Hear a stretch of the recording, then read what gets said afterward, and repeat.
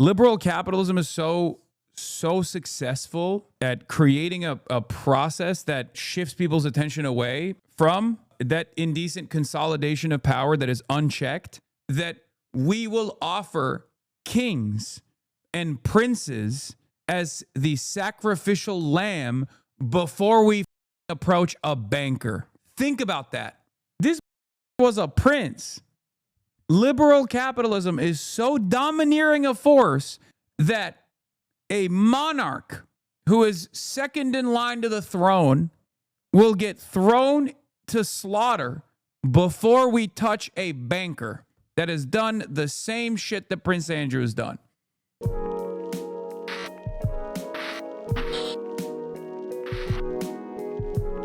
saying it. I digress. Let's get to some productive things that have taken place. Former Prince Andrew was arrested over suspected misconduct in public office. News from England, you've heard about it by now, where the king's brother Andrew once... This might come as a surprise to you, but in other countries, even if you're a part of the monarchy, you can actually receive some legal scrutiny, it seems, when you are a part of an international sex trafficking conspiracy. Second in line to we the don't know British about that in throne, America, of course. was arrested by police at his home this morning. Andrew has been detained on suspicion of misconduct amid the growing uproar following the release of those Jeffrey Epstein files. Ramy Inocencio is outside Buckingham Palace with the latest. Ramy, good morning. This is a stunning turn of events. What can you tell us? Gail, yes, absolutely stunning. Massive news here. The arrest of a British royal at about 8 a.m. this morning. British police arrived at the home of Andrew. We understand that involved 6 unmarked cars and 8 plainclothes officers. And this is linked to convicted sex offender Jeffrey Epstein. Not for that, but on suspicion of misconduct while in public office, and that carries a maximum penalty of life in prison. Photographed on all fours over a female in the Justice Department's most recent release of Jeffrey Epstein's emails, Andrew Mountbatten Windsor was arrested at Sandringham, the private estate of his brother King Charles, about 3 hours north of London. On suspicion, Andrew, as trade envoy in the 2000s, shared confidential information with Jeffrey Epstein about investment opportunities around the world, including Afghanistan and Hong Kong. In a statement, police confirmed, "We have today arrested a man in his 60s from Norfolk and carrying out searches at 2 addresses. He remains in police custody and will not be named." Andrew has vehemently denied any wrongdoing whatsoever since he befriended Epstein in 1999. I have no recollection of ever meeting this lady. Including knowing Virginia Giuffre, who accused Epstein of sex trafficking her as a teenager. She took her life last year. Today, her family released a statement saying that Mountbatten Windsor was never a prince. What? Is that how that works? Like when they take away your prince status, you're just never considered a prince at all? He was simply known as a prince, but he was not a real prince. I'm sorry, but you cannot tell me that capitalism does not create an identical power structure to monarchies when symbolic monarchies have more pressure on monarchs than American capitalism does on its ruling class. What are we doing? America is literally a monarchy, a theocratic monarchy, but the religion is capitalism. The false notion that undergirds the system that directly creates a structure of power for those in positions of power is meritocracy, the myth of meritocracy. Instead of saying, God has ordained you to be the king, to rule over this land, we say meritocracy is real, and this person worked hard and worked smart, and that's why he must rule over me. The lie that it tells people, the lie that it tells the average commoner is that one day you too can be a king. Now, monarchs didn't do that. But that lie, I think, has given capitalism its staying power. But how can you look at this system and think it's anything different than feudalism when American oligarchs are not being punished, but monarchs are? I mean, that's a whole ass prince. Now, I don't know how hard they'll get punished, but this is more scrutiny for a whole ass prince Then this is scrutiny for a whole ass prince. Then we have offered our princes, our lordship, our elites. He was stripped of all royal titles last year and has been under mounting pressure to testify in front of the U.S. Congress. How long have you known about Andrew and Epstein? King Charles and Queen Camilla earlier this month said they stand ready to support the police in their investigation. British Prime Minister Keir Starmer applied political pressure. Everybody is equal under the law, and nobody is above the law, and it applies, and it has to apply in this case in the same way as it Yeah, not to your buddies, though. I mean, your buddies were heavily involved, too. Your besties, right? applies in any other case. So much pressure now building on Andrew, the former prince. Also of note, it's his 66th birthday. Gail. Thank you very much, Remy and Ocencio, reporting from London. We want to read now the entire statement from Virginia Giuffre's family. It reads this: "At last today, our broken hearts have been lifted at the news that no one is above the law, not even royalty. On behalf of our sister, Virginia Roberts Giuffre, we extend our gratitude to the UK Thames Valley Police for their investigation and the arrest of Andrew Mountbatten Windsor. He was never a prince for survivors everywhere. Virginia did this for you." Let's bring in our CBS News royal contributor. That's Roya Nika. She is a royal editor for Britain's Sunday Times. It is kind of funny to me, though, that it's like we got, dude, we got, we have CBS News as royal contributors. Like, we got CBS News on the royalty beat. That blows my mind, okay? That blows my mind. What are we doing? I guess it's good. I don't know. But, like, I feel like more focus should be on potentially having a beat on labor, maybe. I don't know.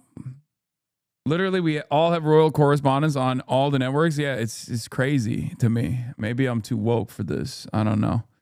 Maybe I'm not cut out for this, but I think like the royalty beat is crazy, especially in America.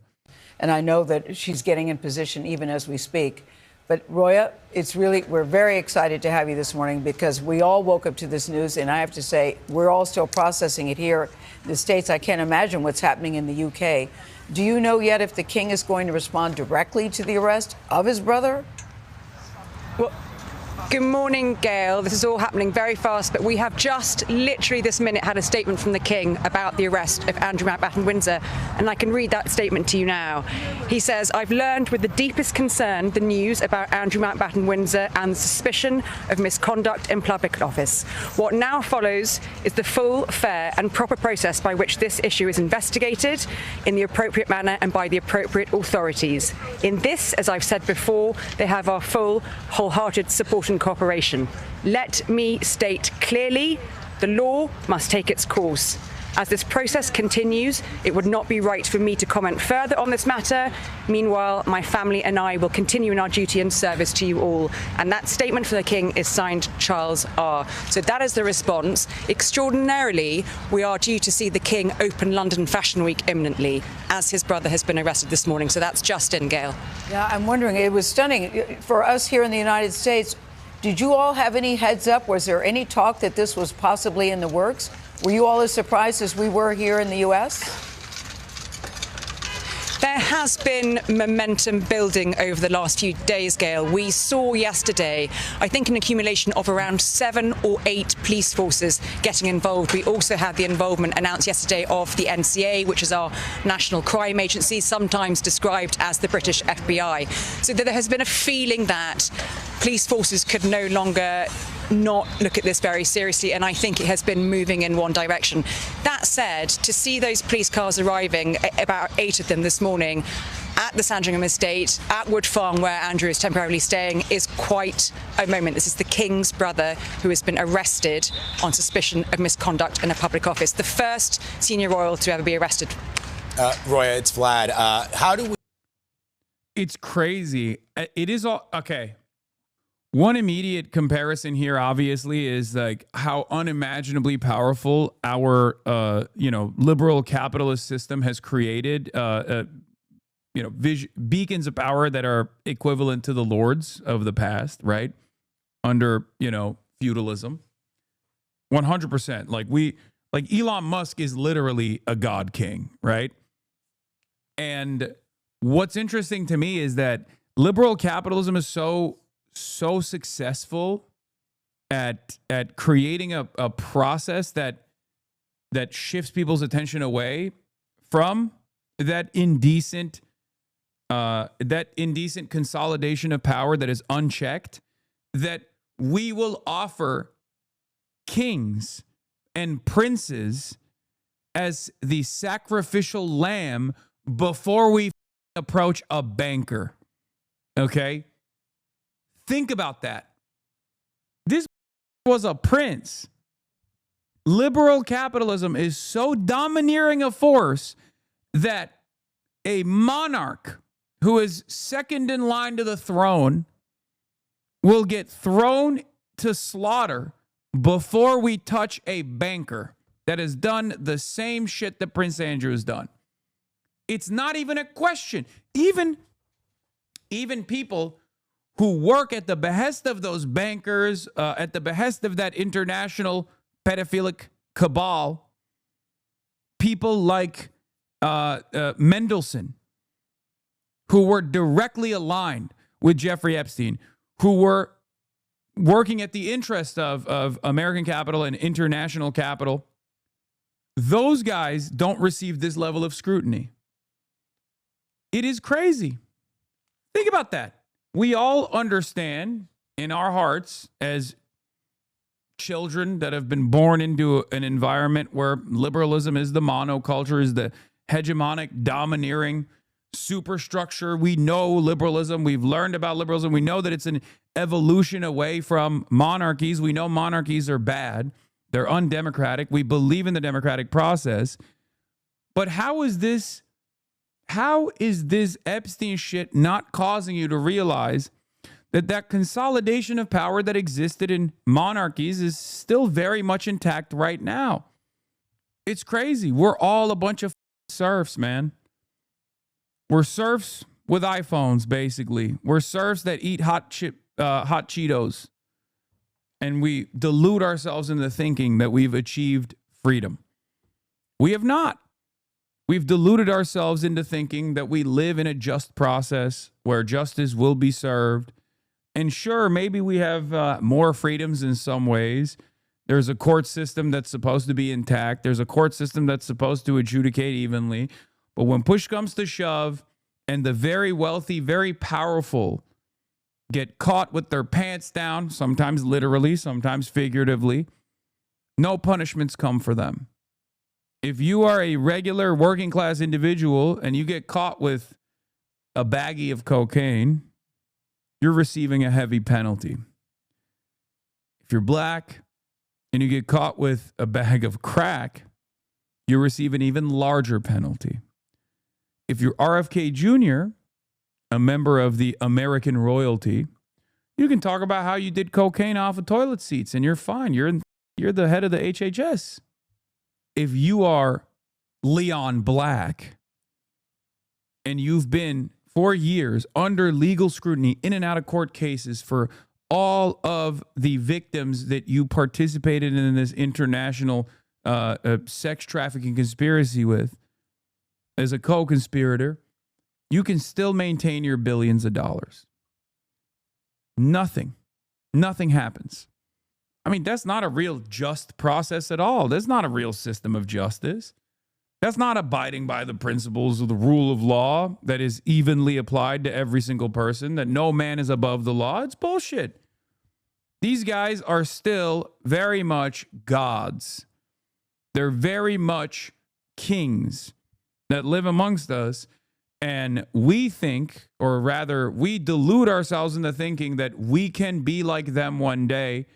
And that's why the system is actually much better. It's far superior.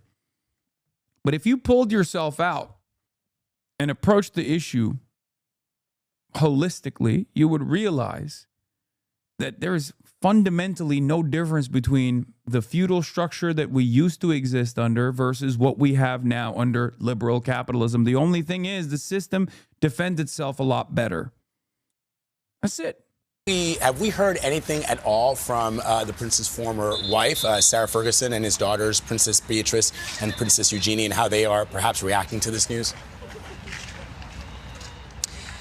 At the moment, this is all very new. We have not yet heard from the former Duchess of York, Sarah Ferguson, or from Princesses Beatrice and Eugenie. It has been quite interesting in the last few weeks. Sarah Ferguson, we know, has been abroad a little bit. She has kept a very low profile, as have the princesses. Obviously, very difficult time for them. It's been made very clear from the palace and from the king that regardless of what Andrew Mountbatten Windsor may or may not have done, and we must stress he has always denied any wrongdoing in this issue, that the king has always been very clear to keep the girls close, but this is going to be a very difficult time for them. Things have seriously escalated now. Roya, the phrase misconduct in office, what exactly does that mean? I'm not familiar with that. And what happens now? Well, misconduct in a public office. What is it, like a guy next to her just like picking up gravel with a shovel? What's happening? There's various forms of it. What the police are looking at specifically here is the emergence of what the emails in the Epstein files appear to show, which is that Andrew Mountbatten Windsor, during his decade as the UK's trade envoy from 2001 to 2011, appeared to send sensitive, highly classified documents and information, government information, briefing information on things like reconstruction in Afghanistan, on things like investment opportunities in around the world, from his trips around the world, from China contacts, to Jeffrey Epstein. And there is a suggestion, not proven, there's a possibility that Jeffrey Epstein may have used some of that information to his financial advantage. We must stress again that Andrew has not been charged. He has merely been arrested on suspicion of this and denies any wrongdoing. But if someone is charged and if they are found guilty of that offence, it does carry a maximum life sentence. Wow. All right. Roy and Nika, we appreciate you getting on the air for us this morning with the breaking news. Thank you very much. Thames Valley Police is able to provide an update in relation to investigation into the offence of misconduct in public office. It's no longer Andrew Mountbatten Windsor. It's Andrew Mountbatten. No Windsor. No Prince. I see a path. I know you do too. Billionaires versus solidarity. Yes. On Thursday, billionaires are functionally no different than the tyrants of the old ages, tyrants, the monarchs, the lords, right? The reality is they now have more power than even the symbolic monarchs do. It's clear. It's clear. Under liberal capitalism, a billionaire has more power than a monarch does. Okay? A prince can receive more scrutiny from the system, albeit symbolic, albeit as a sacrificial lamb to throw some red meat in the face of the masses to make them feel like the system is still working. But it's clear that Les Wexner, Leon Black, and even some of their more prominent servants, like Mendelssohn in the UK, or even Keir Starmer, will receive less penalties than a monarch does. Yeah, I saw. This is what he looked like too, which is really funny. History repeats. And it rhymes, but it also repeats. This is what I said. Tell me the U.S. doesn't have the same power structure as monarchs of the old when you have princes receiving more legal scrutiny in the UK than we offer our oligarchs who are just as compromised by Epstein. This is the great lie of liberal capitalism. Now, of course, it's been released, but I'm just saying, like who's gotten their fingerprints? Who's gotten their photos taken? Who's been perp walked in the United States of America amongst the wealthiest Epstein class? Who? 19th of February, we arrested a man in his 60s from Norfolk on suspicion of misconduct in public office. The arrested man has now been released under investigation. We can also confirm that our searches in Norfolk have now concluded.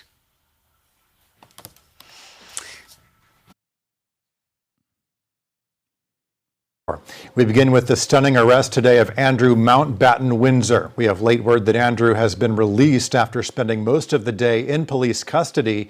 Police in Britain arrested the former prince this morning. British press working overtime, including Emily Matlow, who famously conducted that train wreck interview with Andrew. Hate My Country's Media.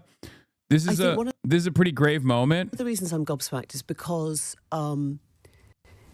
there is something very personal in this as well, and we talk a lot about people's sort of state of mind and health and all the rest of it. And I suppose I do feel, I feel concern, actually, as I'm watching this story unfold. Why? And I suppose that two things can be simultaneously true, that it can have been a long time coming. But when it does, there is somebody at the centre of it, and it is a father, and there are children. Are you... What?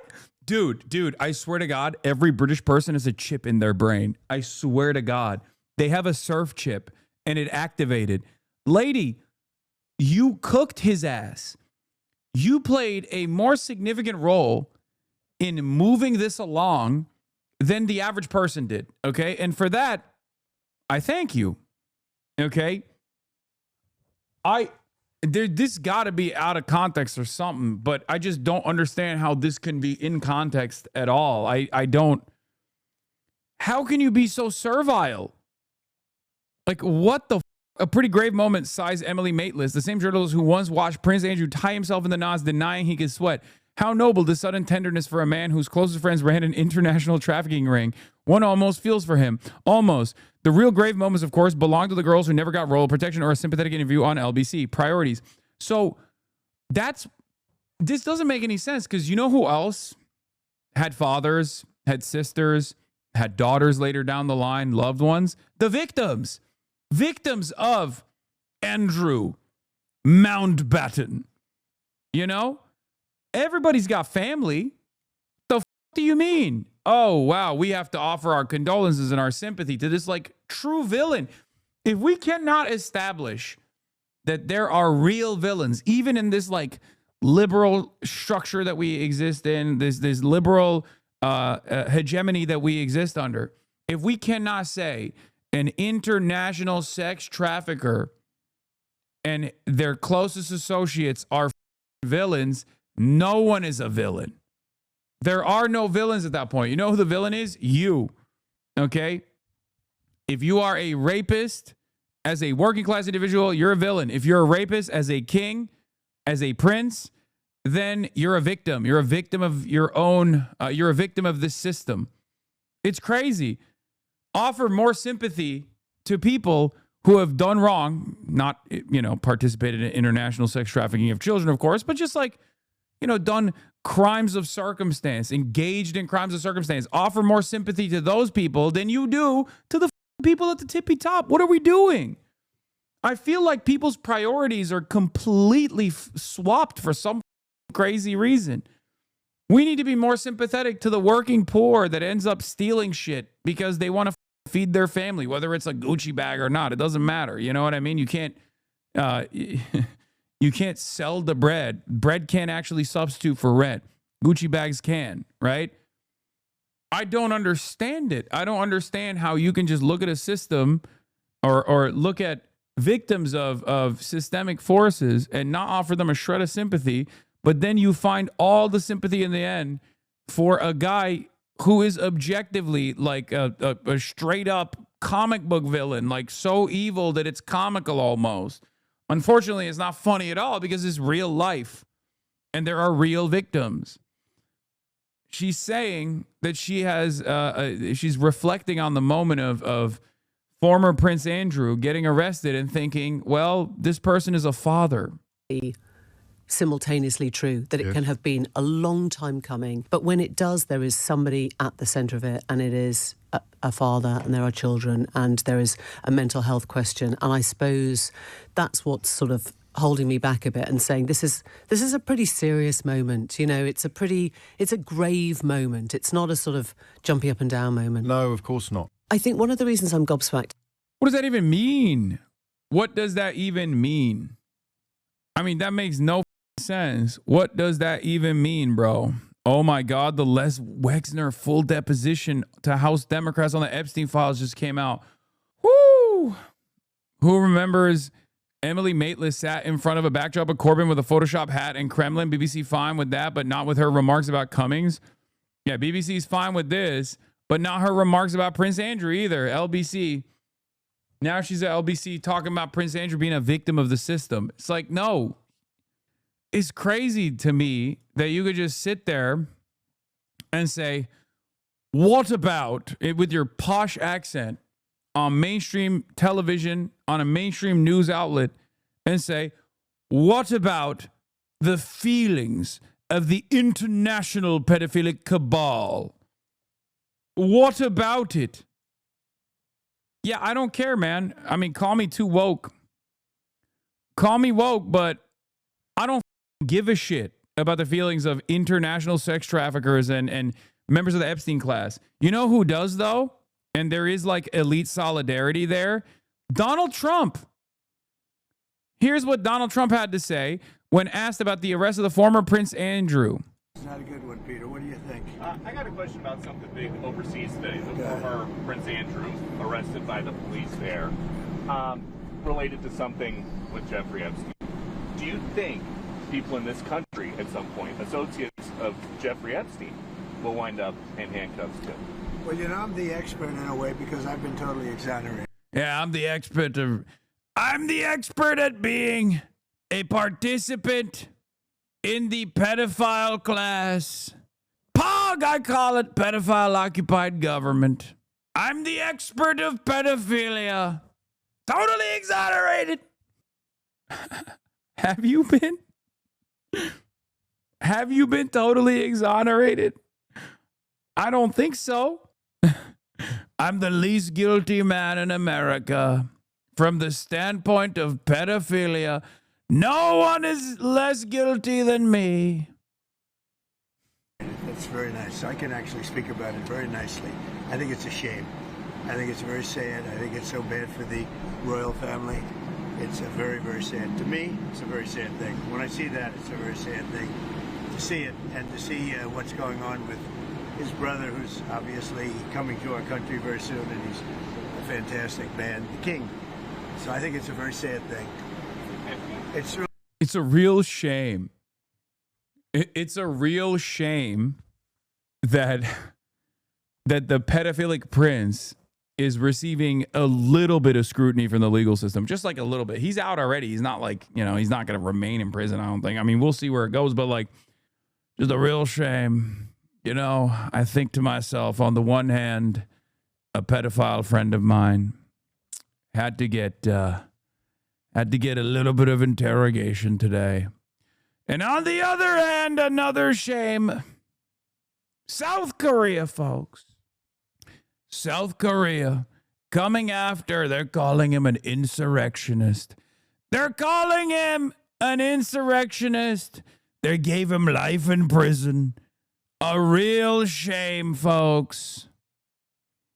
President Yoon, the real president of my soul, of my life, former South Korean President Yoon Suk Yeol, sentenced to life imprisonment with labor for leading an insurrection over his failed martial law declaration.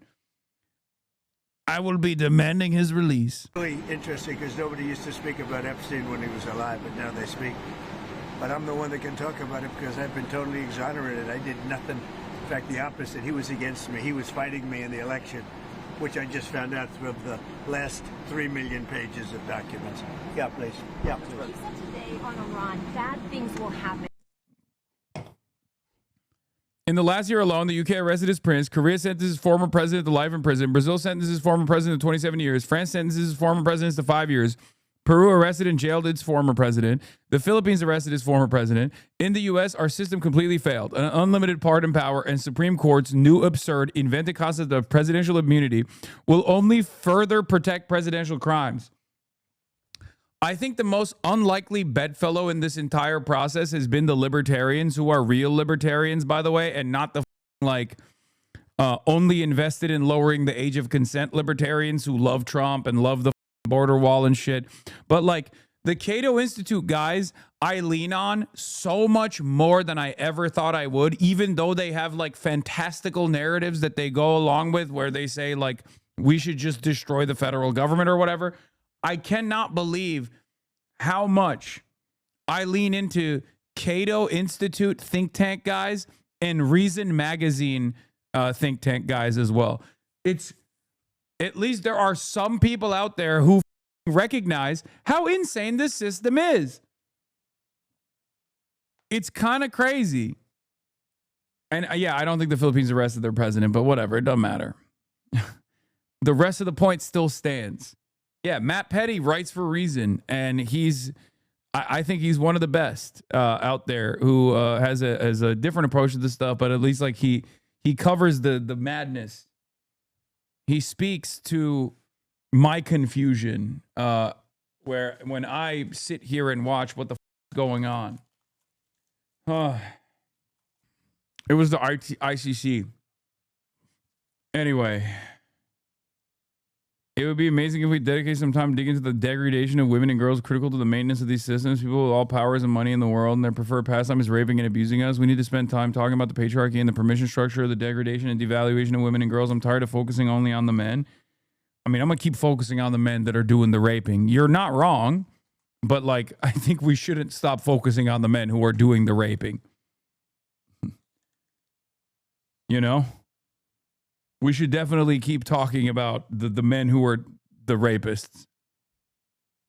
Especially as long as they remain free. You know? They remain free. It blows my mind. I mean, it's expected. I understand. But when I see the theories that I envision, the theories, the analysis that I contribute to on a daily basis unfold in very real material ways in front of our eyes, it is still a shock to me. Someone who recognizes why the American government does certain things, right? Like for years and years, I've talked about imperialism and how America engages in raw material extraction at the behest of international capital. And it's still a shock to someone like myself when I hear Donald Trump say it out loud. Does that make sense? And it's doubly confusing when I see a pliant media class and an even more serf-like working class approach the subject matter and still finds ways to justify it, to normalize it. That turn around and go, yeah, well, it's good actually that we're invading Venezuela and deposing and kidnapping the president of Venezuela so we can, you know, secure all of the oil barrels for ExxonMobil. It's like, so you're fine with it. Like this doesn't even benefit you at all, but you're fine with it regardless because like someone's got to get dominated. Is that what it is? Like what the is the mental gymnastics here? They are saying out loud that they are a pedophilic cabal that's ruling over you. And for years and years, I've heard you engage in conspiracy theories about the international pedophilic cabal. And now that they're saying it out loud, you're like, actually, it was good. Like, actually, it was good. All they needed to do was tell you what they're doing, tell you what they're up to. How the hell do you look at all of this and go, yeah, it's something. How the hell do you look at all of this and not go, something's got to change? What the hell? Mind-boggling stuff. And there is so many new data dumps today on the Epstein files that we are obviously going to get into. Insane, they're hanging a giant Trump banner on the DOJ building, full-blown North Korea vibes. Okay, it's kind of tried to do the actually This America stuff in 2026, but this specifically has very distinctly Mussolini vibes. If it had North Korea vibes, at least someone will be getting commissioned for a statue. Yeah. It is nutty. They're like, what the is this? And then they go, here's one of the same. Brother, this is a banner celebrating the electoral victory. This is a banner celebrating the electoral victory of Barack Obama in the city that he's from. Okay? That was their campaign made by Shepard Fairey. That was the campaign logo. This is the Department of Justice building with a banner of Donald Trump's face looking ominous with the words, "Make America Safe Again." This is closer to that. Yeah. What the I mean, look, the aesthetics of it are alarming, but I am not one to care about form over function. You know this, even though liberals do care about form over function. I care about the function, but god damn, dude, this is literally a 1-to-1. What the brother? What the hell? Oh my God, no way. Is what are we doing? What are we doing? What are we doing? What are we doing? Donald Trump is Hitler maxing. Donald Trump is fash maxing, okay? And he's actually mogging the lib cells, okay? Donald Trump is Hitler maxing and mogging the lib cells by throwing up banners of his face all around the nation's capital. Holy. It's so cool that these guys are just like, we're fascists and we're doing fascism and it's awesome and we love doing fascism. And there are still people who throw their hands up and they're like, come on, you're being so crazy. At what point does the pivot happen? Because that's what I want to know. Because, like, it's going to happen, right? There's going to come a point where people start self-identifying as such. Because I know we live in the post-World War II universe where, like, there's still enough people that while they subscribe to fascism ideologically, they don't say it out loud. I know there are more and more people out there like Nick Fuentes who are doing it, right? But like, at what point does the major part of the Trump movement turn around and self-identify? When that pivot takes place, when it comes to fruition, when it's just like people running around being like, what's the problem with fascism anyway? What do you mean? It's just like, I'm sorry, we've had fascies in the halls of Congress since 1776. Like, like that's, I don't know. I don't know if it comes before the it's probably going to come after the midterms. I don't know what the midterms are even going to look like at this point. It's just MAGA. Mussolini's fascism is 1900 shit. MAGA is today. I mean, yes. But I'm saying, like, when will they just self-ID as, like, this is the same? You know? Just had this conversation with my cousin. Mask went full off. He said Hitler was right and that I'm a traitor to my race and my nation. The conversation started with him being mad.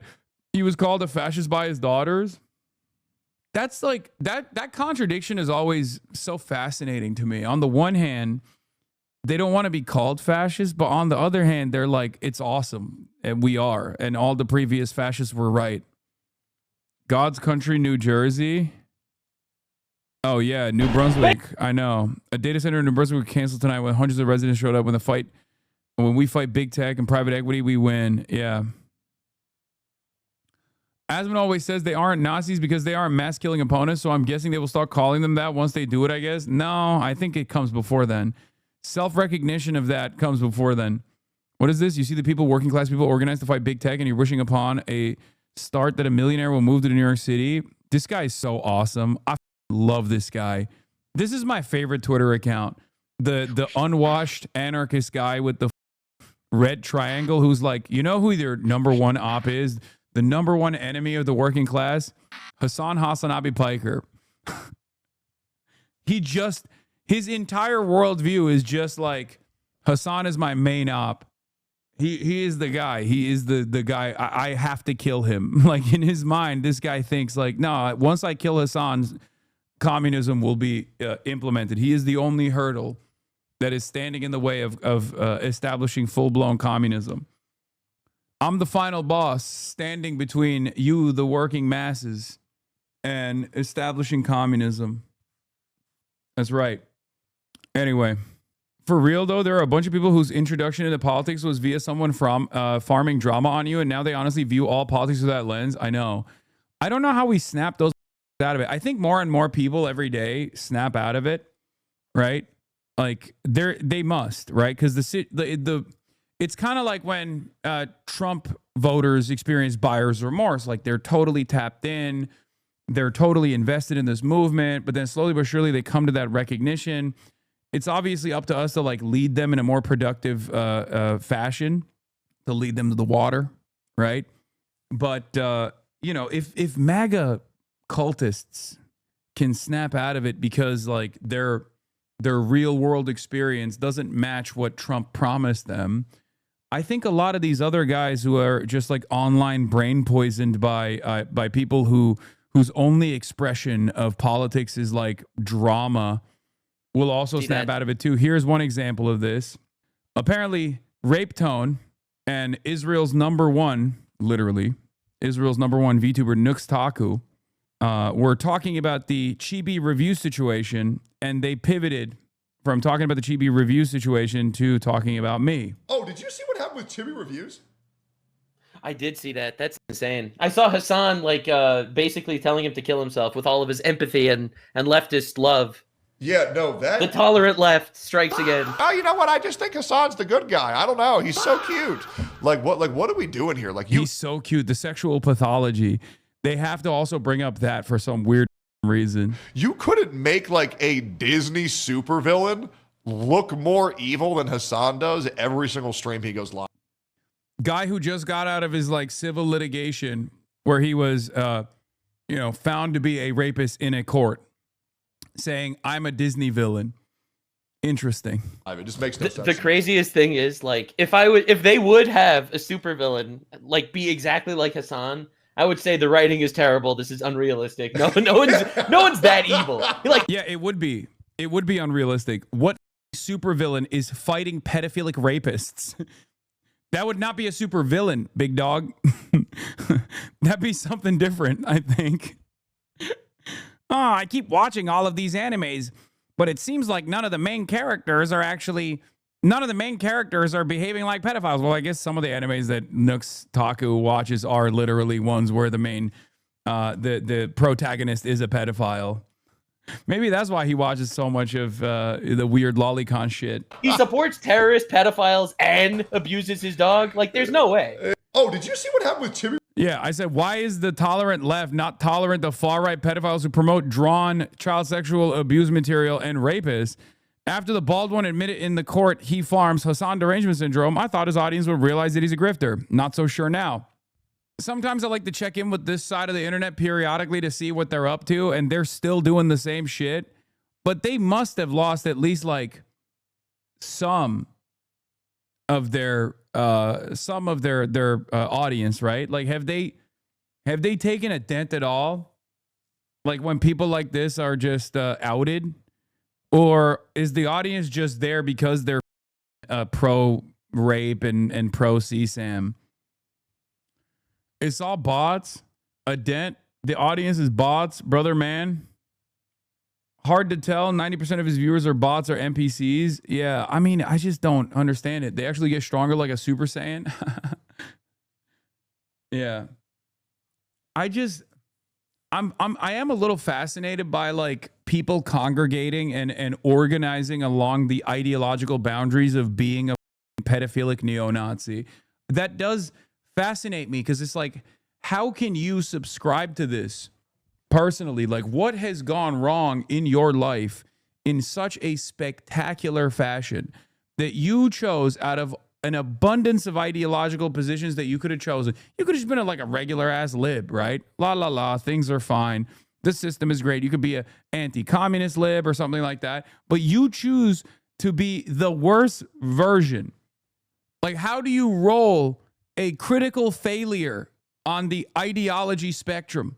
How is that possible?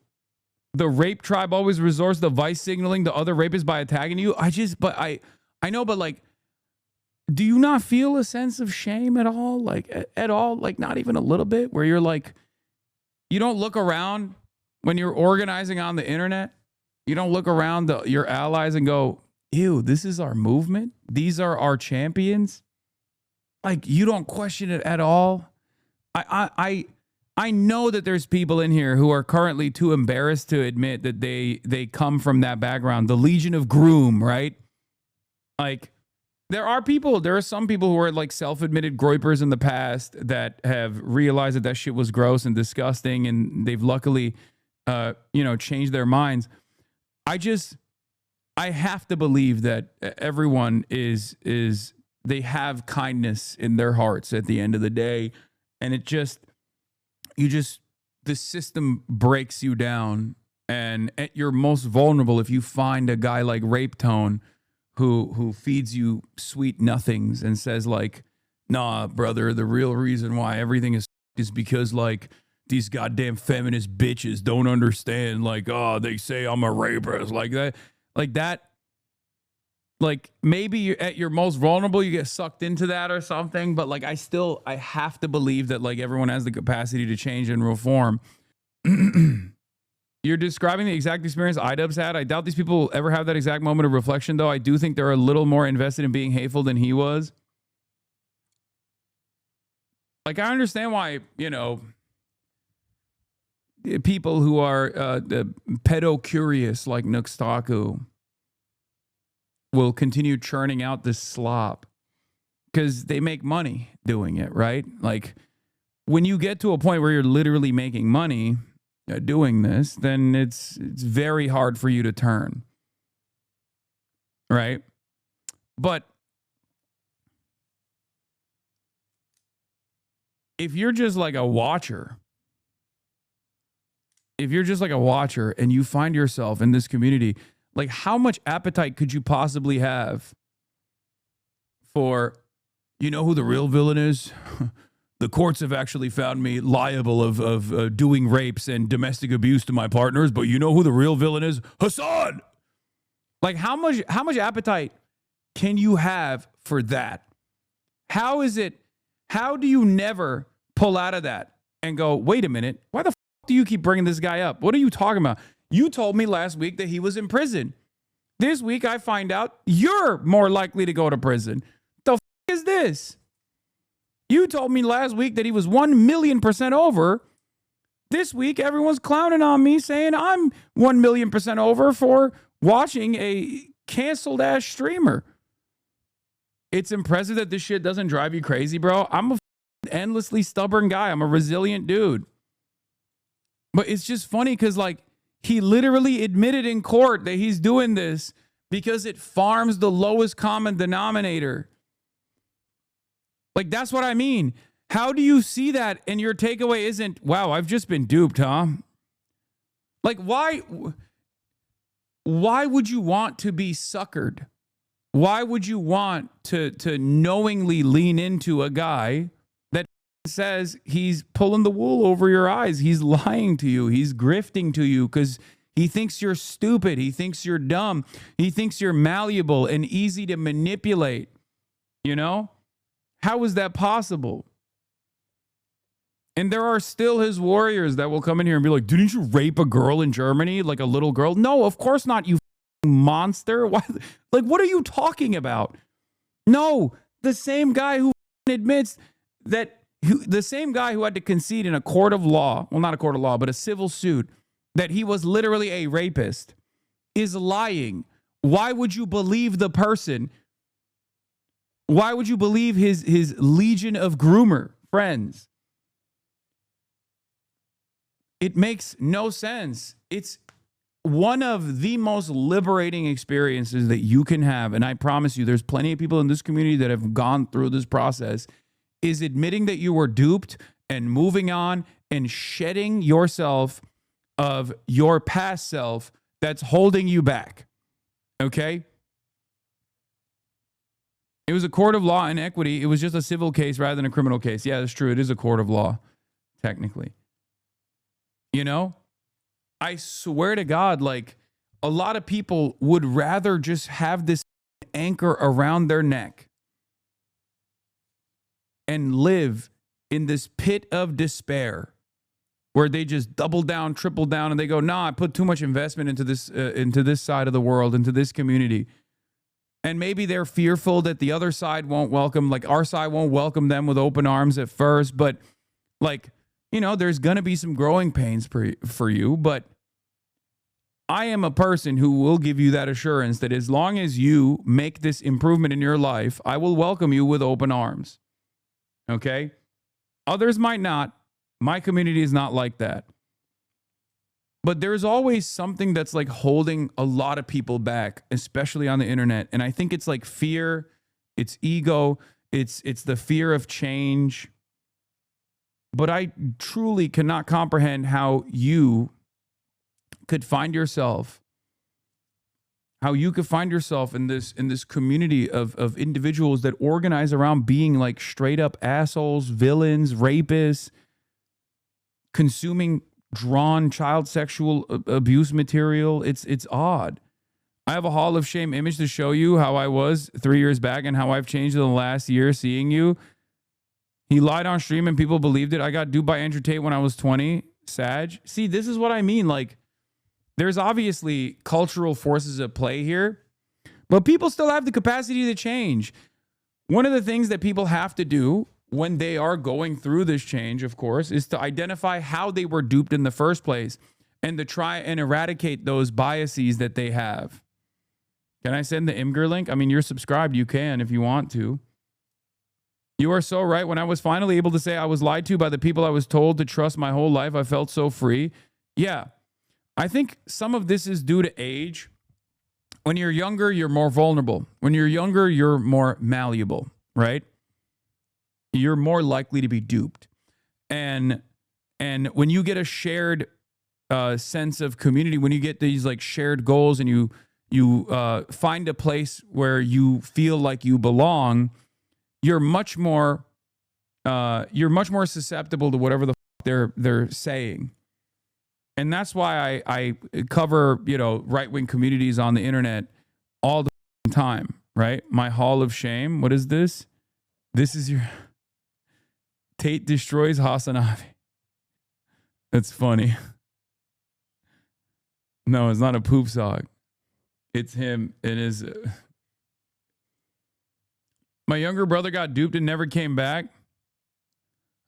You can't give up on people, chat. I know it sounds impossible, but it always feels impossible until it's done.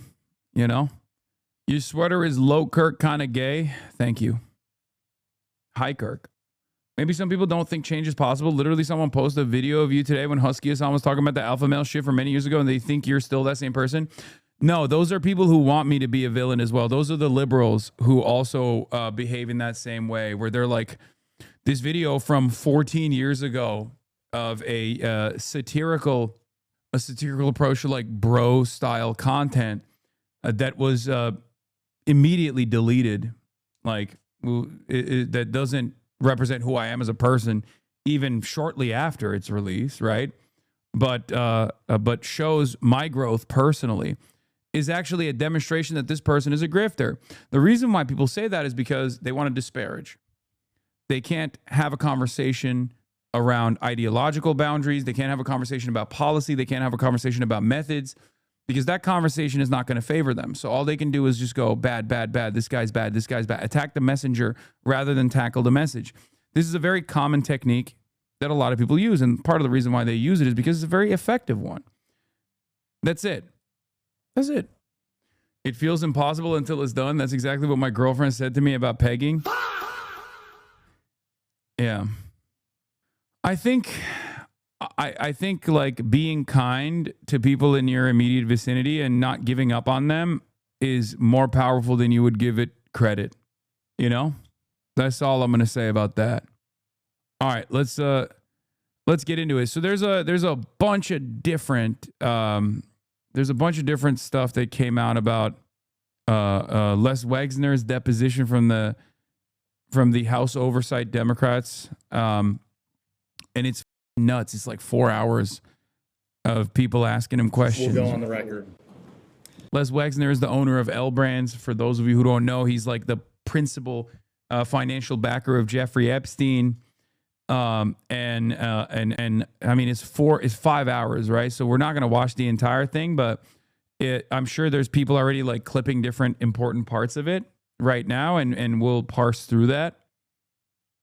I've been a YouTube watcher since 2022, and now I try to catch the streams. You pulled me out of the nasty rogue manosphere when you ripped Andrew Tate a new one. Thank you for making us young people feel less alone in our anger against those systems and pointing us in the right direction. Hell yeah. There are parts of this deposition that are off the record. And apparently at the 2 hour and 9 minute mark, they go off the record when Les Wexner has asked a question about Jeffrey Epstein's relationship with Donald Trump. How interesting. What is it? 2 hours and 9 minutes. Let's see. This is... You know now we can do something about it. Oh, yeah. So Wexner claims, you claim that you cut ties with Epstein in 07, right? Okay. But you emailed Epstein, quote, Abigail told me the response, all I can say is I feel sorry. You violated your own #1 rule. Always be careful, end of quote. That was an email in 2008, Mr. Wexner. I know, I'm letting you know that the public knows. Probably. I was giving him the finger. Okay, that's it. Thank you. So, real briefly, did the FBI or Department of Justice ever directly speak to you about Epstein or Maxwell? Has the FBI or DOJ ever directly contacted you or spoken to you about Epstein? Not to my knowledge. Never. Never. And then finally, would you consider Donald Trump and Jeffrey Epstein friends or friendly? Would you classify them that way in the information that you have?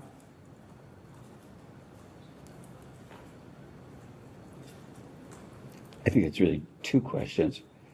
Would I think they were friends? No.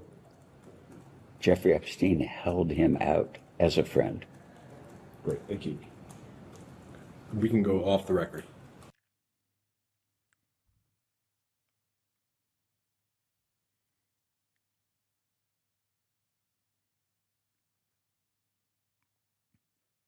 Are you... Hello? What are you... I'm sorry, what? That's not suspicious. What the... Pardon maxing? Oh my God, that's weird. I love the transparency, man. I think it's extra crazy to have that conversation off the record. Like that is the conversation that is in the public's interest, right? Yeah, there's also this that came out yesterday. It was just going omega viral. A clip of Representative Ted Lieu is going viral where he confirms there are serious allegations of Donald Trump raping children and threatening to murder them as well. He says this. Donald Trump is in the Epstein files thousands and thousands of times. In those files, there's highly disturbing allegations of Donald. So I think this is a little sneaky because some of those allegations are not credible, right? This is not me defending Donald Trump. Some of those allegations are very credible and some are not. He's kind of mixing up both a little bit. And technically he can say this without being hit with a defamation suit because of the fact that they do very much exist in the Epstein files as allegations. Donald Trump raping children, of Donald Trump threatening to kill children. So I encourage your press to go look at these allegations. And I'm highly disturbed that Deputy Attorney General Todd Blanche just got the law wrong. Yesterday, he said, essentially, that it is not a crime to party with Jeffrey Epstein. Well, that's actually not correct. If Jeffrey Epstein was human trafficking minors for these sex parties, and you show up and patronize the establishment. He is 100% right about this, though. Like, this was right after Todd Blanche came out and was like, it's not a crime to party with Jeffrey Epstein. It literally, wrong. It is, okay? It actually is. It is absolutely a crime. What the do you mean? Like, if you are party to a bank robbery, you can't just turn around and say, Your Honor, it's not a crime to go on a joyride with the bros. No, it is a crime. What do you mean? You're accessory to a crime. You're a co-conspirator. It's literally the opposite. You can't oversimplify this thing. Oh, I didn't realize. Like when you're conspiring to do a murder, for example, you can't just go, Your Honor, I was simply using words with a friend who later turned out to be a federal agent that I hired to do a hit on a loved one. No, you were conspiring to do a murder, okay? I love when Republicans especially utilize this oversimplified language to make things make sense to their dumbass audience, but it doesn't work that way. You can absolutely do crimes with your voice. You can absolutely conspire to do crimes. You can absolutely be accessories to crimes, heinous crimes such as international sex trafficking of minors, for example. That's a crime. At that party, yes, you're guilty because patronizing is part of the law, of the federal sex trafficking laws. Donald Trump. Just reading the J-mails and doing a minuscule amount of research is obvious there are so many named and known co-conspirators free out there. Yes. Yes. Hundreds of them. Hundreds of them. What, dude, how much longer until they start saying this is cancel culture? How much longer until people are like, bro, you were partying with Jeffrey Epstein and you got mentioned 38,000 times. They're like, oh, this is guilt by association. This is cancel culture, folks. Stop with the cancel culture. Oh, it up.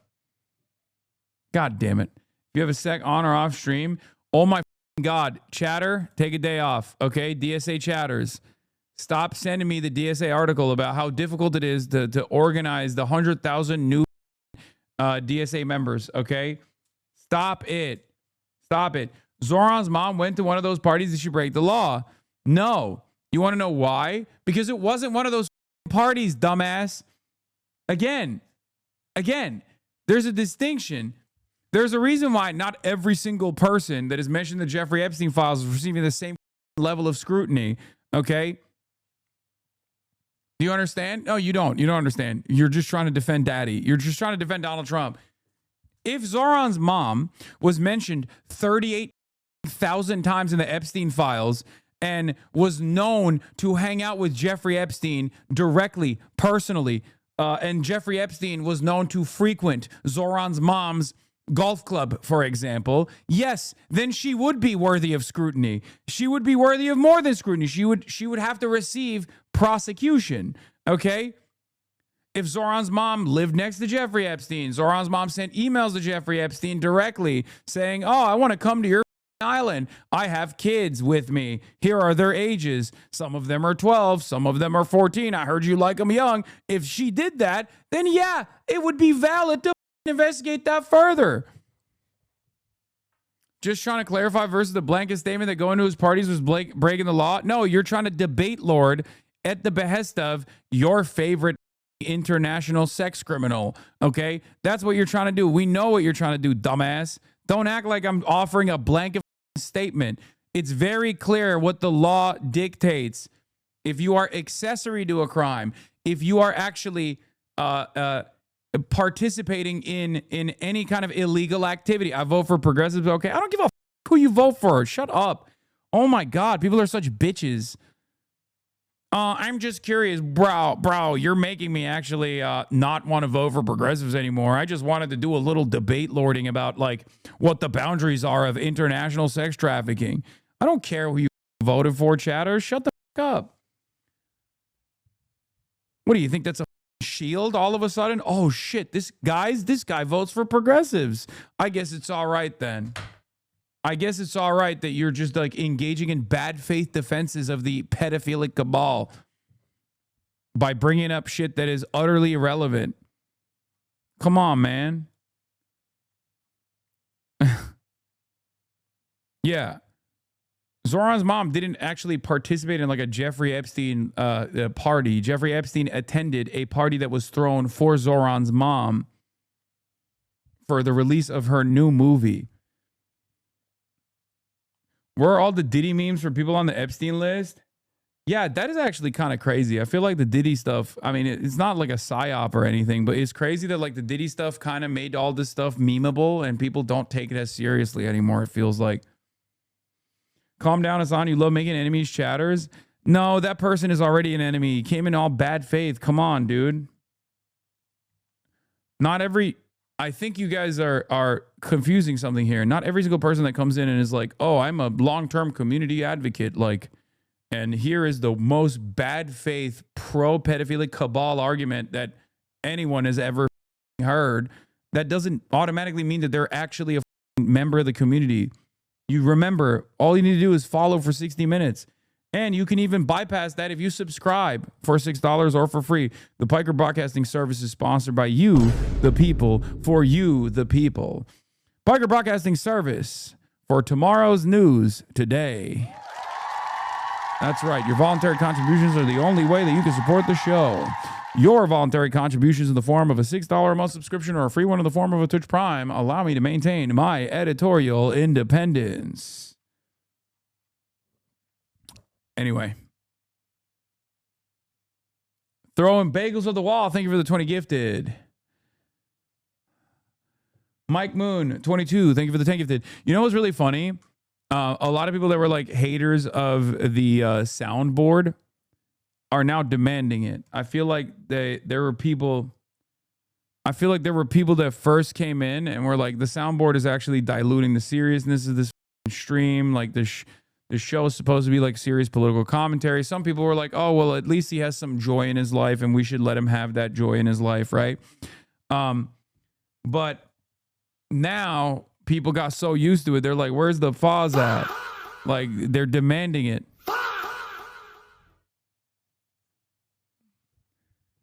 Jen Lime, thank you for the 25 gifted. Ham and Fist, thank you for the 20 gifted. See? As soon as I do the soundboard, people also pepper gift as subs, which make me feel like you want more of it. Okay? You want more of it. You want this. May Allah awaken the people and help them to see the evil doings of Israel and the United States.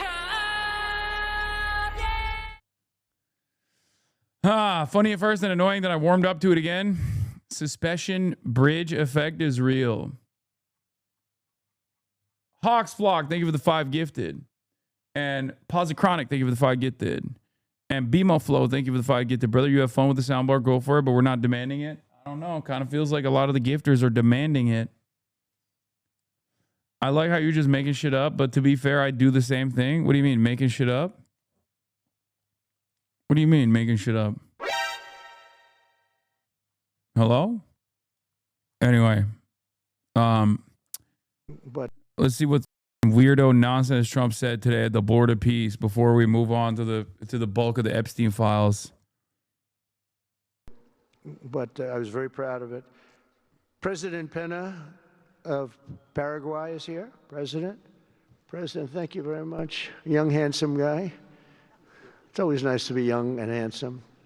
Doesn't mean we have to like you. I don't like young, handsome men.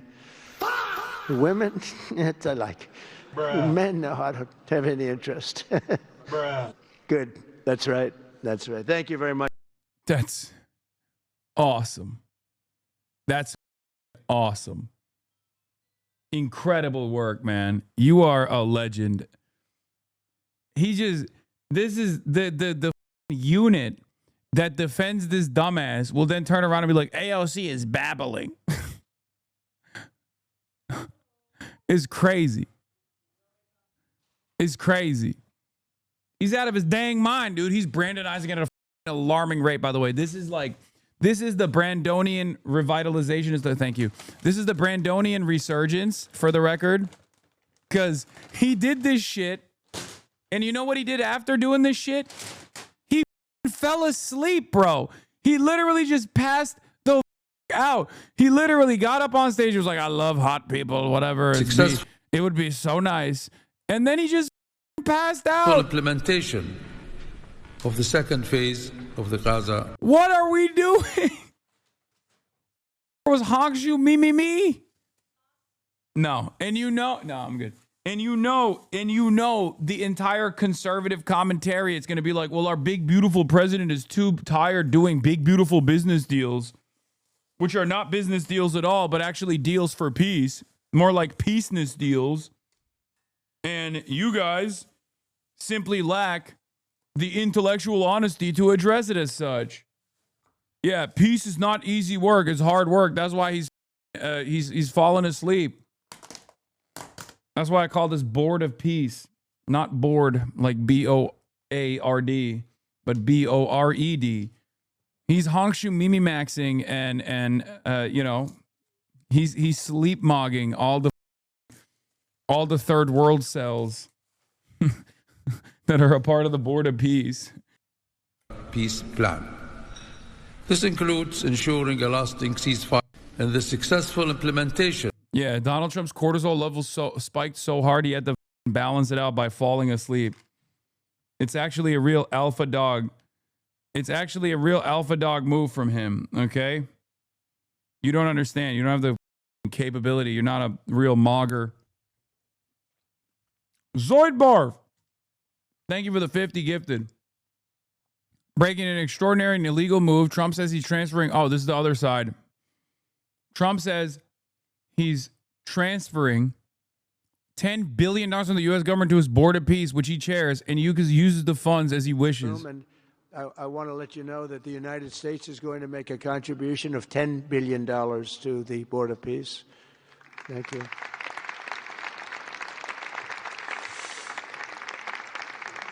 And we've had great support for that number. And that number is a very small number when you look at that compared to the cost of war. That's 2 weeks of fighting. It's a very small number. It sounds like a lot, but it's a very small number. So we're committed to $10 billion. And I want to let you know that the United States is going to make a contribution of This is surely helping out the American heartland, you know? There's always more money in the unlimited war funds for even Donald Trump's personal coffers, you know? Fantastic. That were at the event in Munich. They didn't graduate quickly from college. They had everything they could do. There was one young, attractive woman. She was unable to answer questions. And she didn't do so well like J.D. did in college. J.D. graduated in a 4.5-year college in 2 years. The people that were... Oh, that's gross. That's gross. That's gross. No, that's not. No. We got to stop that. No shot. We can't be doing that. That's disgusting. That's... Nope. Some more absurd glazing of Trump from other board members. Oh, yeah. Pakistan's Prime Minister Shehbaz Sharif to Trump. You have truly proved to be a man of peace.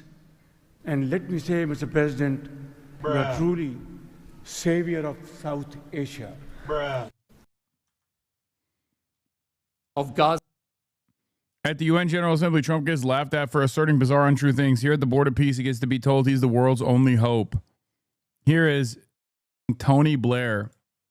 This is a vision of Gaza as part of a Middle East at peace. Not a phony piece of declarations no one means and agreements no one intends to keep, but a genuine commitment to a region where, whether you're a Muslim, Jew, Christian, of any faith or none, you can rise by your own efforts and feel your government by your side, not on your back. That is the vision behind President Trump's 20-point plan for Gaza, and it remains the best, indeed the only hope for Gaza, the region, and the wider world. This is a vision of Gaza as part of a Middle East at peace. Not a phony piece of declarations no one means. The reason why he's so happy is because he's back to doing what he does best, which is sucking American cock and being a vizier for American empire. JD Vance had a joke as well about AOC that didn't land at all. Let's take a look. Thank you, Mr. President, very much for your leadership, but also for the kind words about me personally. I knew exactly what I wanted to say, but then after the president said that I was so smart, and that I didn't want to repeat our Congresswoman who froze for 20 seconds over in Munich. Now I'm tempted, sir, just to freeze for 20 seconds and just stare at the cameras, and maybe they'll say nice things about me like they do about Congresswoman Cortez. But I have...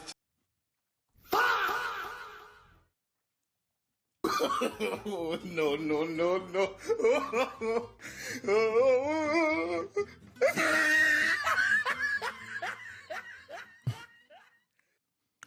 Every time this goes on television and says some shit, I totally understand why his mom substituted him for some perk 30s, dude. Straight up. He's just so rizzless. If you gave life to this thing, wouldn't you also want to self-medicate? Honestly. It's more confusing to me that she still doesn't try to sell him for some crack cocaine. He is so rizzless. Yeah, it's so funny that he tries to make a joke about AOC gets no laughs, which is a reminder that AOC and Newsom and the rest of the top tier Dems could make mincemeat out of this guy in 2028. He has the charisma of a broken wooden chair and the humor of Elon Musk. No one has the humor of Elon Musk. Legalize comedy.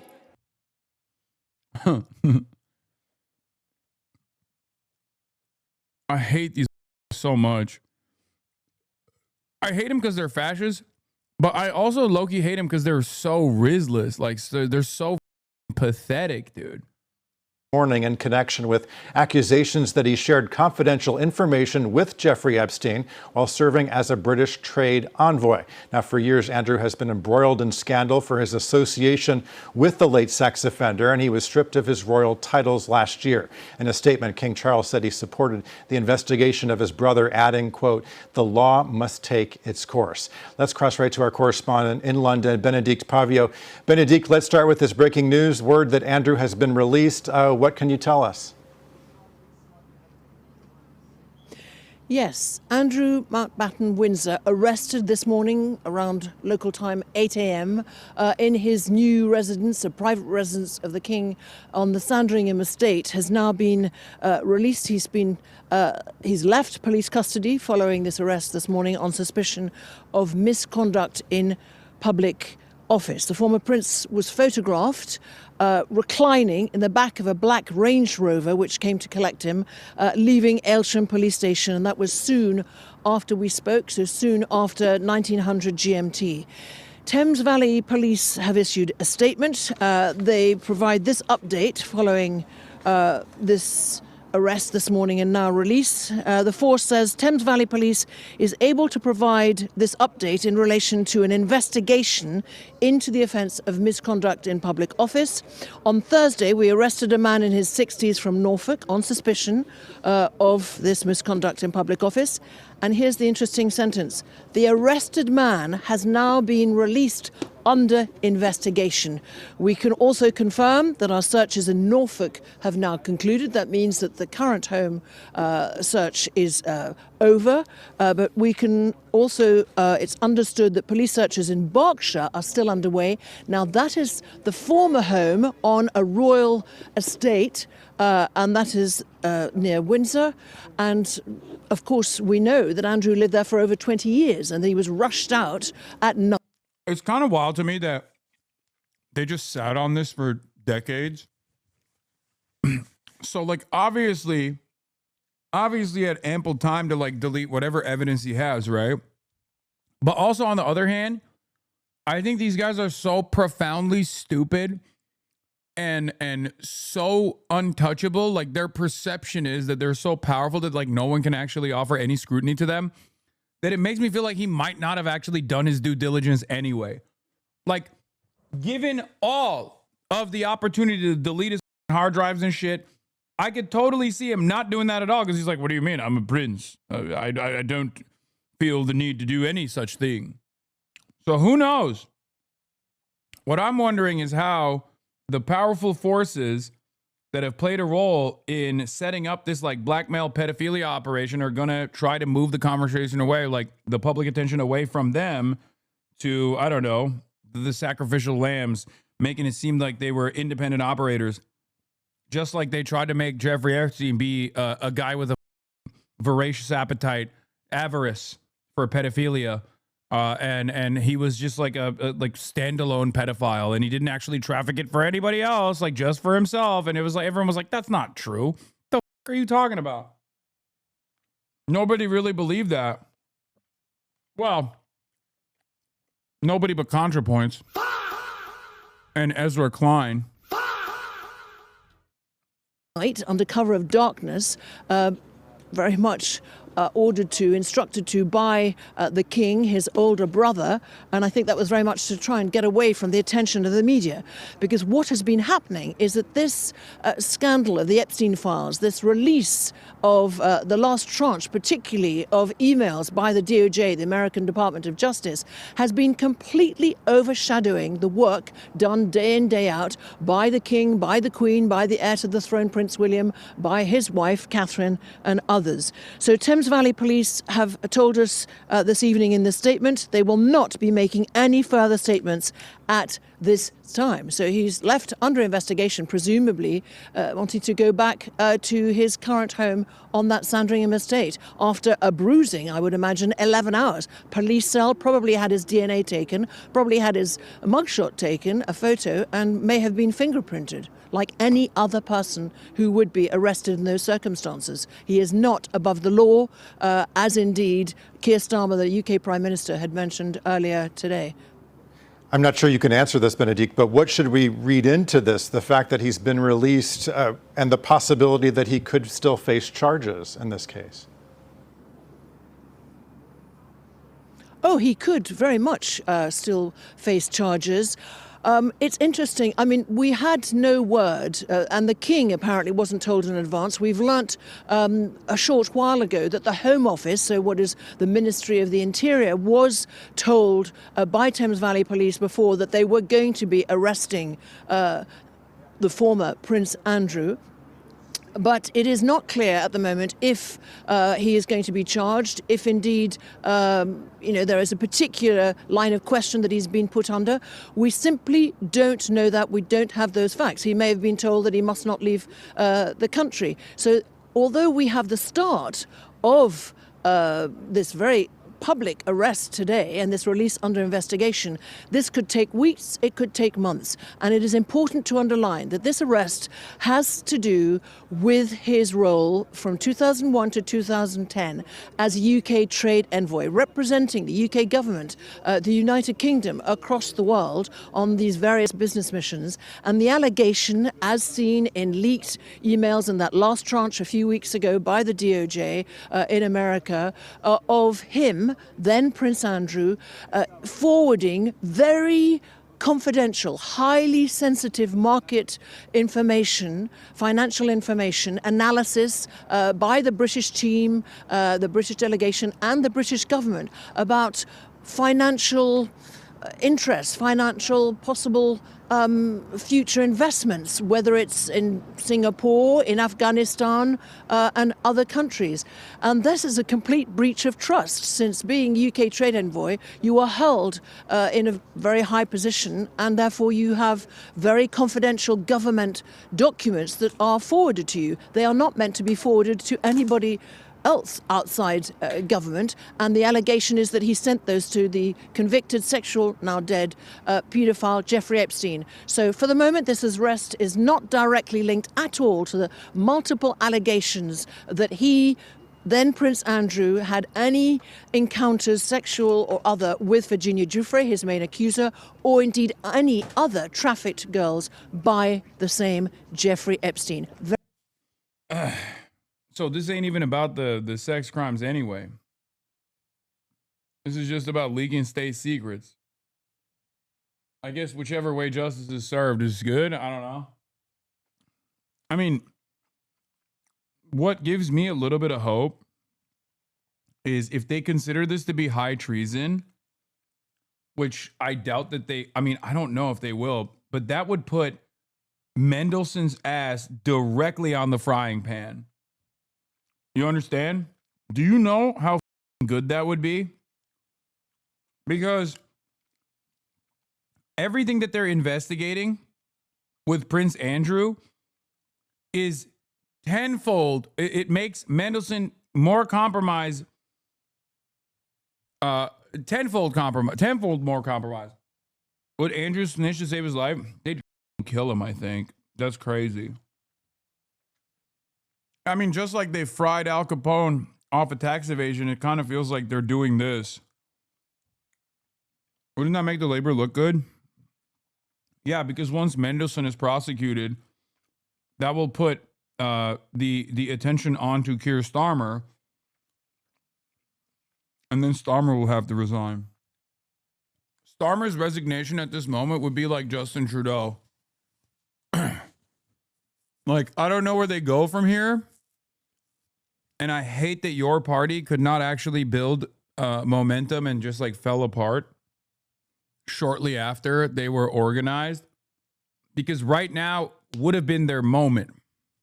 Because what took place with Justin Trudeau, where Justin Trudeau resigned and then Mark Carney came in and was seen as like a much more reliable figure that people didn't punish for associations with Justin Trudeau. At a time when people are like desperate for, reasonable governance, especially in places like European countries or, a place like Canada. I think it would have been a tremendous opportunity for Corbyn to basically do the revenge tour. Having said that, however, obviously I like the Greens. I'm not discounting them. Calm down. What do you mean? I literally collab with the leaders. What are you talking about? The party's run by a Hasanabi head. Hello? He's the man. Very embarrassing, very grave. We have no idea where this is leading.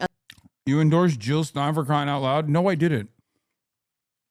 I did not do that, chatter. I have no problem like working with third-party movements and shit, but don't make up nonsense. What are you, one of those liberals that lies about my shit? I did not endorse Jill Stein. And I'm not saying that because I'm like scared of like what the liberals keep saying. I just, I care about the truth. And this is totally unprecedented and embarrassing, uncomfortable for the monarchy and indeed for the country. Really a surreal day. Our correspondent in London, Benedict Pavio. Benedict, thank you for bringing us that breaking news. Now let's bring in our Patrick Reeville just outside Buckingham Palace. So Patrick, we're being told that Andrew has been released, but is under investigation and not charged. What exactly does that mean? Yeah, Kira, as you say, just in the past half hour or so, Andrew has been seen leaving the police station. He was captured on camera by reporters there. As you say, the police saying that he's being released and remains under investigation. At the moment, it does not yet appear that charges have been brought against him. We had heard from prosecutors saying they had not yet advised the police on whether a case could be brought against him. Usually in the UK, police do the investigating and then prosecutors assess the evidence and decide whether enough can be brought, whether the evidence is sufficient to bring a trial. But obviously, we still know very little about what these allegations are. We understand that it is related to these emails in the Epstein files where it appears that Andrew was basically passing sensitive information to Jeffrey Epstein about his travels as a trade envoy. And as a trade envoy, he would have been, in theory, bound by some rules of confidentiality under British government policy and law. But as you say, for now, we don't yet know too much more about that. But clearly an absolutely extraordinary day here in the UK, one that is unprecedented for the royal family. No royal has been arrested in modern history, and so a very difficult day for the royal family and for the monarchy. Yeah, 400 years since that happened last time. So what comes next for the former prince? I mean, that's a great question. Obviously we've seen him now leave the police station, and frankly, nobody knows. Will now this lead to him having charges brought against him? Will he?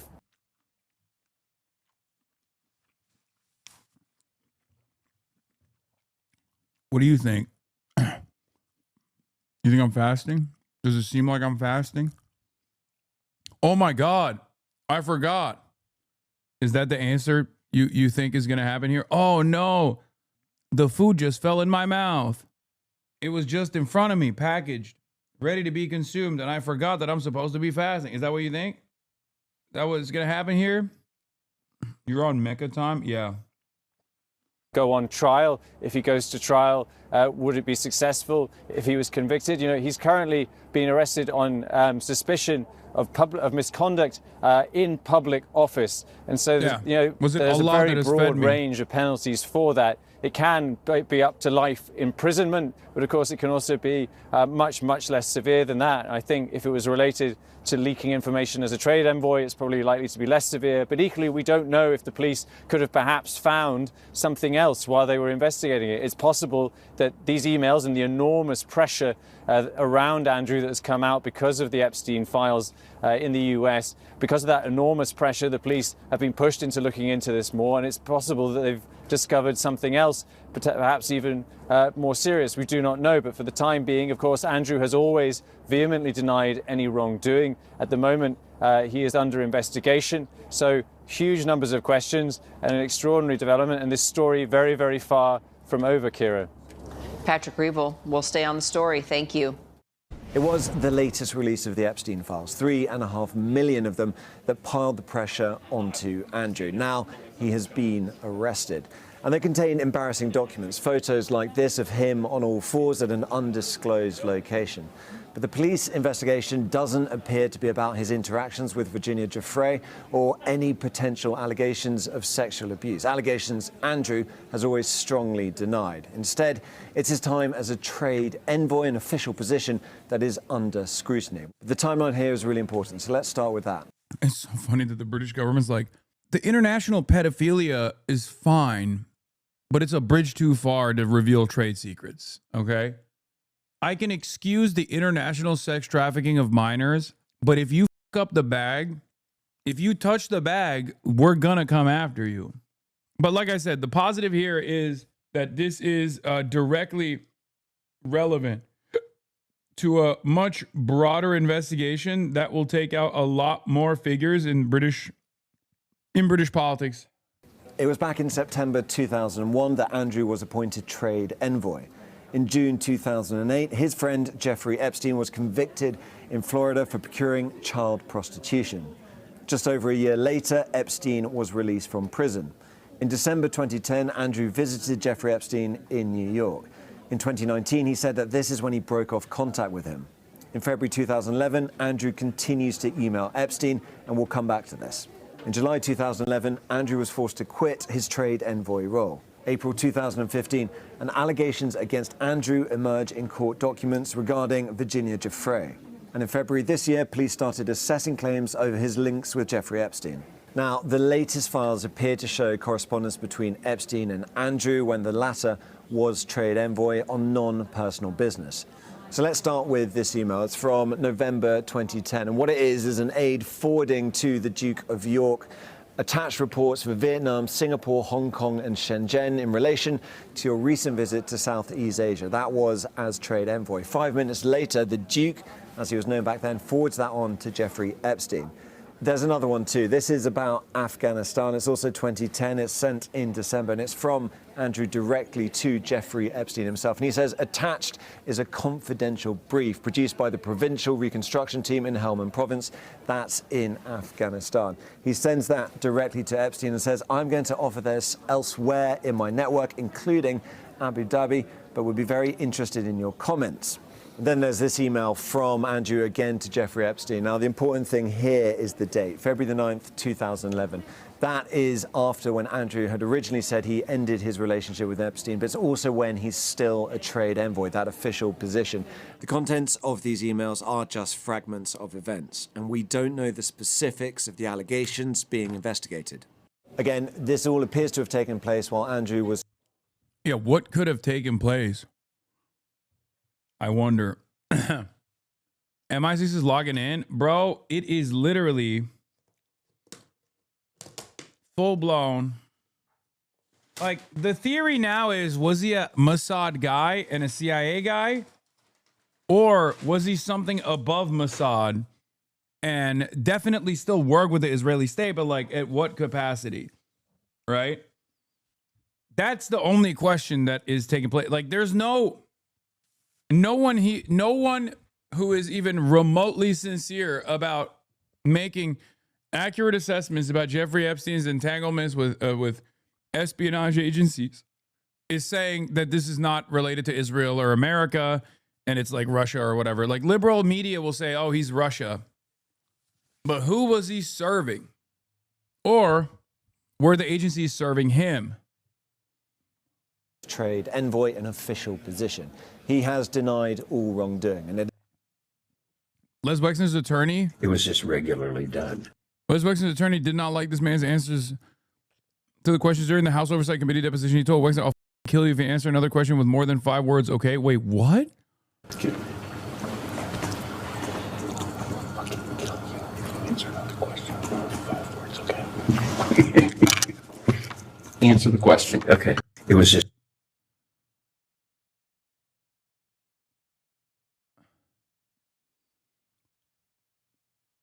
Is this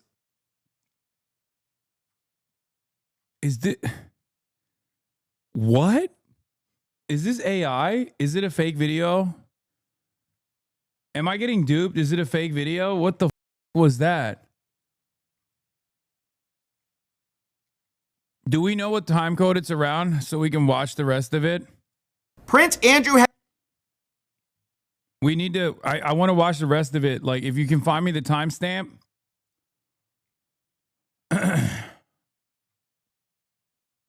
I think it's a joke. Like, you're making my job hard. Stop.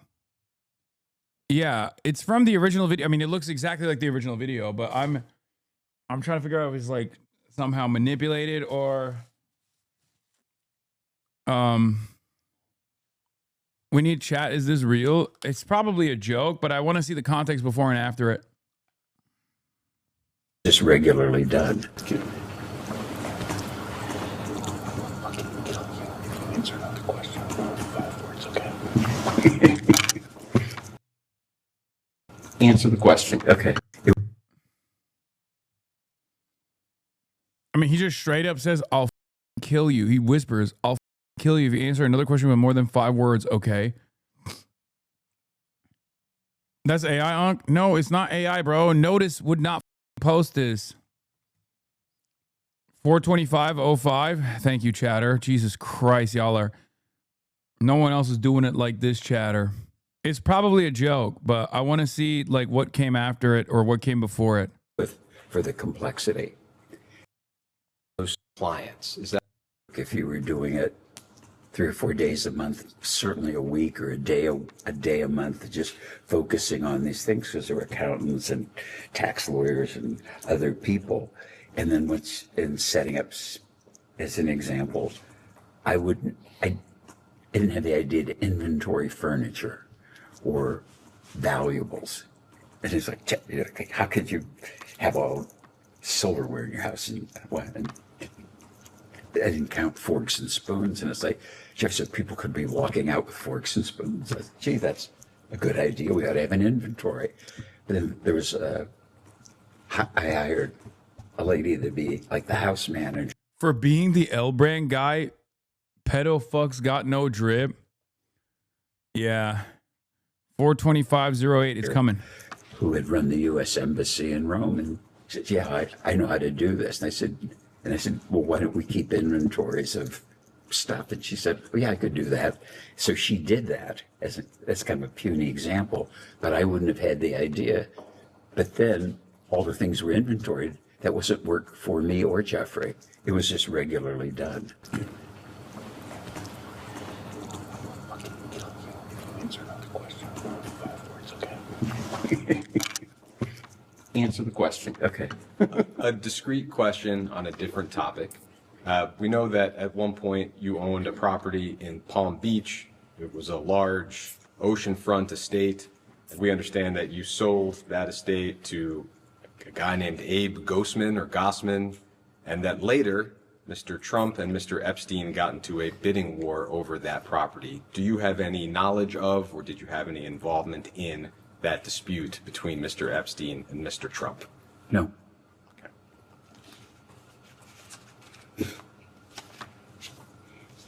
Look, he looks back at his lawyer and goes, see, I did it. Yeah, I don't think it's a real threat. I think he's just literally saying, like, you're it up. You're making it hard for us. Like, you're making it hard on yourself and therefore for me to defend you.